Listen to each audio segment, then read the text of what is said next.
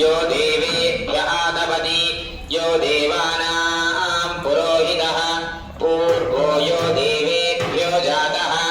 नमो ऋचाय ब्राह्मये ऋचं ब्राह्मं जनयन्तः देवा अग्रे तदब्रुवन् यस्त्वैवं ब्राह्मणो विद्यात् तस्य देवा असन्वशे ह्रीश्चदे लक्ष्मीश्च पत्न्यो अहोरात्रे पार्श्वे नक्षत्राणि रूपम् अश्विनौ व्याक्तम् इष्टं मणिषाण अमुं मणिषाण सर्वं मणिषाण ॐ शान्ति शान्ति शान्तिः तच्छम्योरावृणीमहे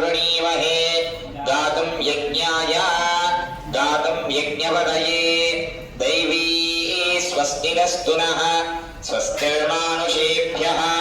ऊर्ध्वञ्जिगातु भेषजम् शन्नो अस्तु द्विपदे।